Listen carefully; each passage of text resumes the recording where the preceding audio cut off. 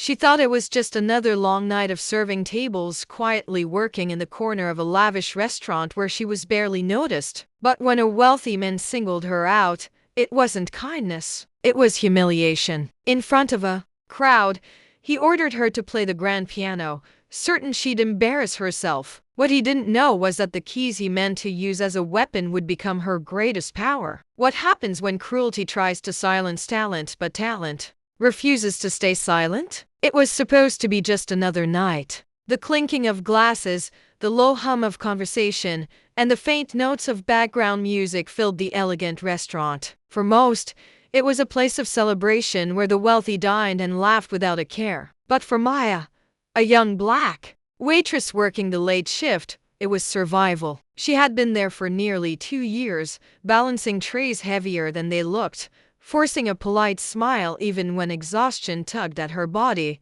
Maya wasn't born into privilege. Her childhood had been a patchwork of challenges, growing up in a small apartment with her mother, watching her struggle with 2 jobs just to keep food on the table. Yet through it all, one constant brought her comfort: music. Maya had learned the piano on a worn-out second-hand keyboard her mother managed to buy at a garage sale. She would sit for hours, teaching herself melodies, letting the sound carry her away from the weight of reality. But here, in this glittering dining hall where chandeliers sparkled like diamonds, her gift was invisible. Nobody cared about the girl balancing plates, they only cared that their wine was poured on time. Still, Maya worked with quiet dignity, knowing tips were what paid for her night classes and kept her dream alive. One day, she told herself she wouldn't just serve tables, she'd play for audiences who truly listened.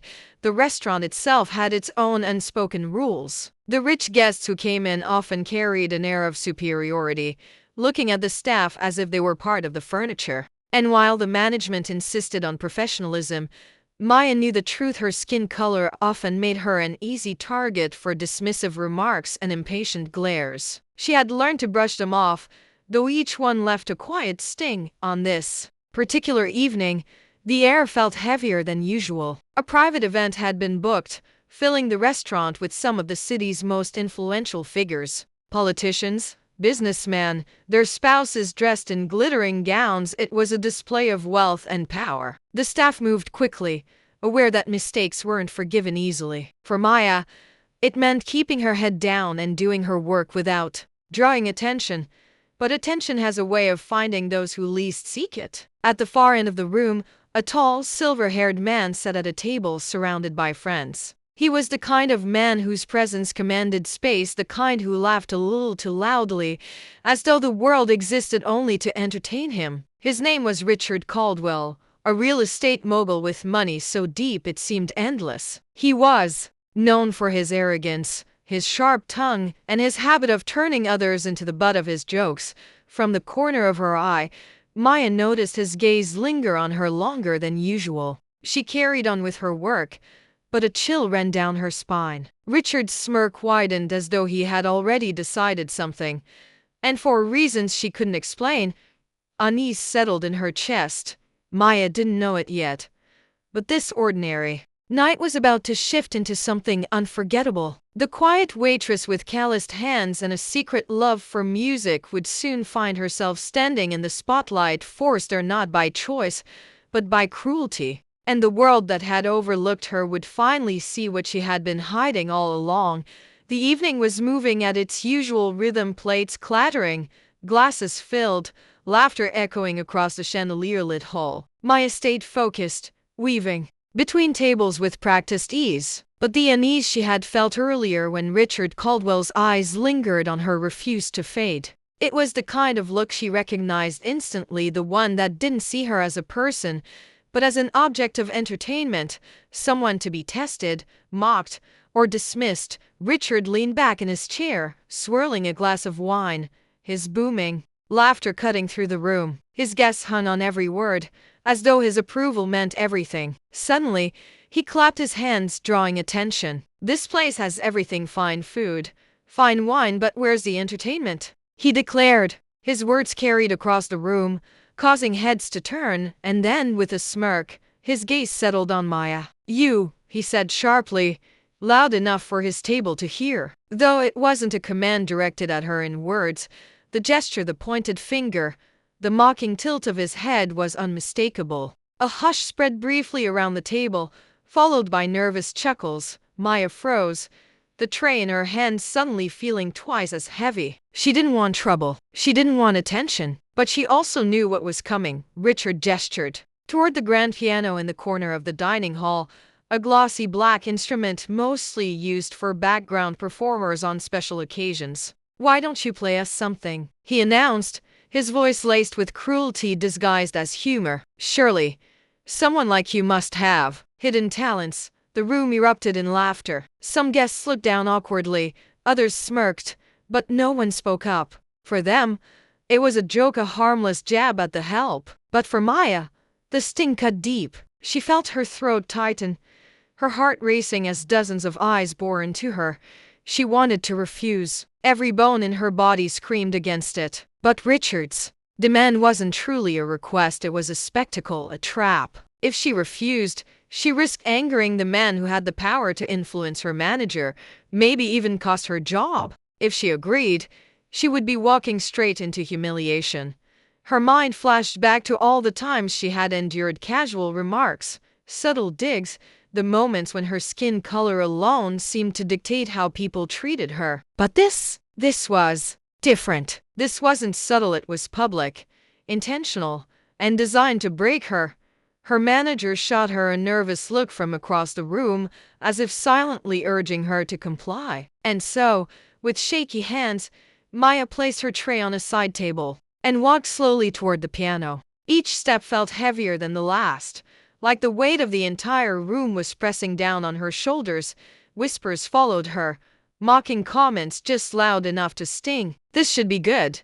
Does she even know what she's doing? Maybe she'll surprise us." Maya sat down on the bench, her fingers hovering above the keys. She hadn't touched a piano like this in months, years even. The last time she played was alone in her apartment, when music was her escape, not her prison. Now, under the glare of chandeliers and the cruel smirks of strangers, it felt like a test she wasn't supposed to pass. Richard leaned forward, his grin wide, eyes glinting with satisfaction. "Go on," he said, voice dripping with arrogance. "Show us what you've got."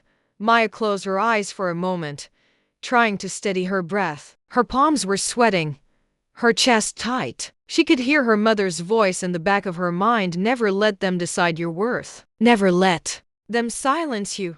And then, her fingers touched the keys. The first notes rang out, hesitant at first, fragile as though testing the air. The crowd chuckled, some shaking their heads, waiting for the disaster they expected. But something within Maya stirred. The fear didn't vanish, it transformed. Her trembling hands found their rhythm, her heart sinking with the melody. The laughter began to fade. The room, once buzzing with noise and chatter, grew strangely quiet. What had begun as an act of humiliation was turning into something else. But Richard Caldwell wasn't done yet. He leaned back in his chair, eyes narrowing, lips curling in the faintest smirk. For him, this wasn't over. If Maya thought she could shift the balance, she hadn't yet seen how far he was willing to push. The melody poured from the piano like a secret finally set free. At first soft, trembling, almost uncertain, then stronger, bolder, commanding the room in a way Maya herself never could with words. The crowd, once laughing, now leaned forward in silence, their smiles fading as the notes carried weight they hadn't expected. For a moment, Maya wasn't a waitress in a uniform. She wasn't someone to be mocked or dismissed. She was an artist, her soul laid bare through every chord. But Richard Caldwell was not moved by beauty. He was threatened by it. What he had intended as a spectacle of humiliation was unraveling before his eyes, and he couldn't stand it. He raised his voice above the music, chuckling loudly, breaking the spell. "Well, isn't that cute?" he said, clapping sarcastically. "Look at her go! Who knew the help could play like that?" His friends followed his lead, laughing again, though less convincingly now. Some shifted uncomfortably in their seats, caught between admiration and the pressure to side with power. Maya's hands faltered for a second, but she pressed on, refusing to let him take this from her. The melody swelled, daring to challenge the mockery.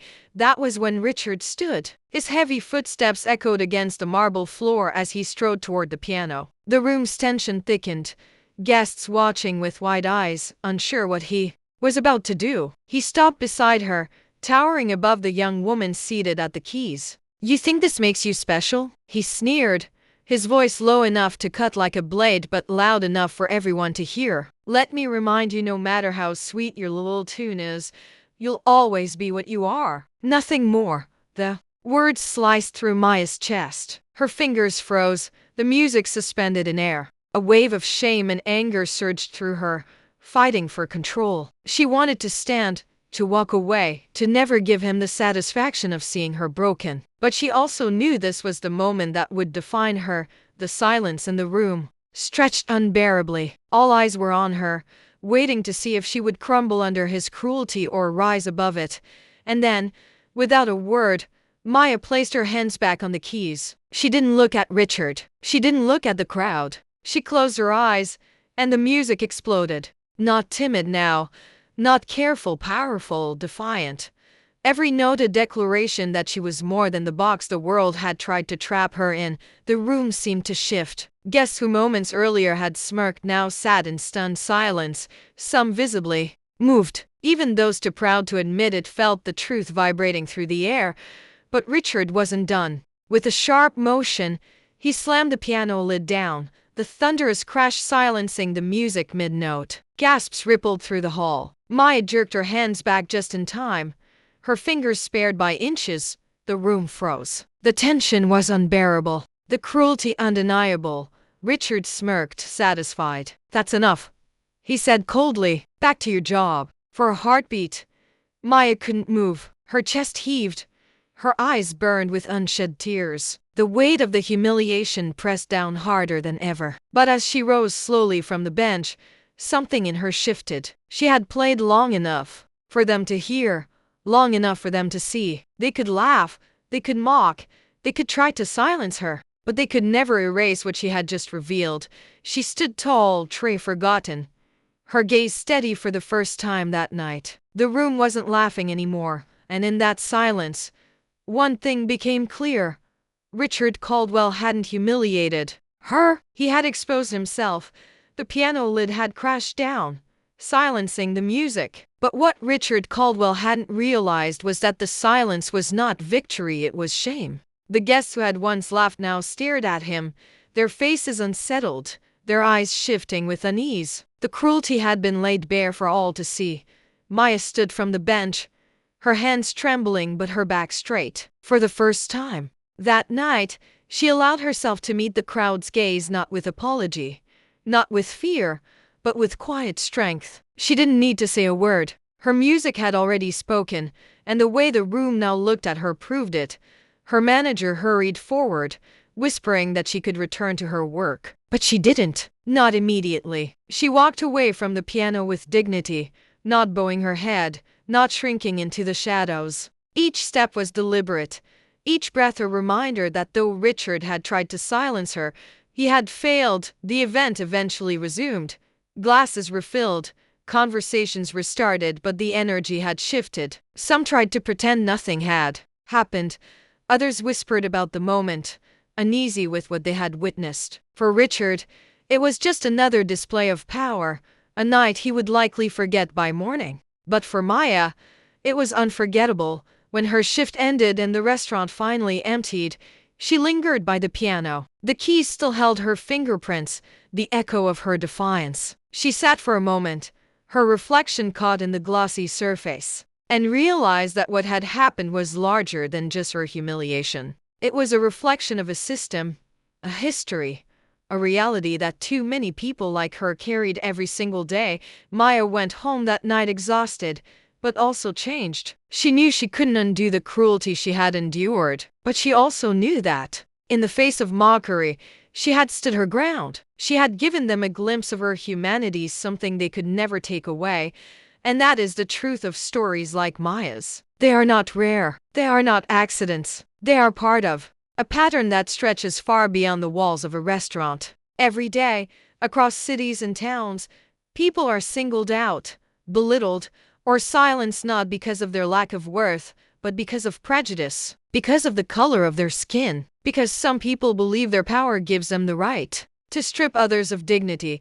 What Richard Caldwell did that night may seem small to some, just a joke, just a moment. But humiliation leaves scars, and silence in the face of cruelty allows those scars to deepen. The laughter of a crowd may fade, but the memory of being treated as less than stays. And yet, Maya's story also reveals something else, something powerful. That no matter how hard cruelty tries to diminish someone, resilience has a way of breaking through. Her music cut through the mockery. Her courage outshined the attempt to belittle her. She may not have won applause, but she claimed something far greater. Her voice, her dignity, her truth. So we are left with a question, one not just for Maya, but for all of us.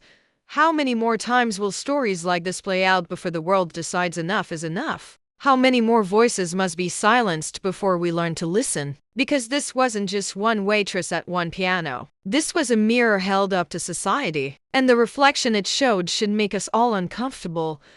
What will we do with that discomfort? Will we turn away and let the moment pass? Or will we finally recognize that dignity should never be a privilege, it is a right, and it belongs to us all?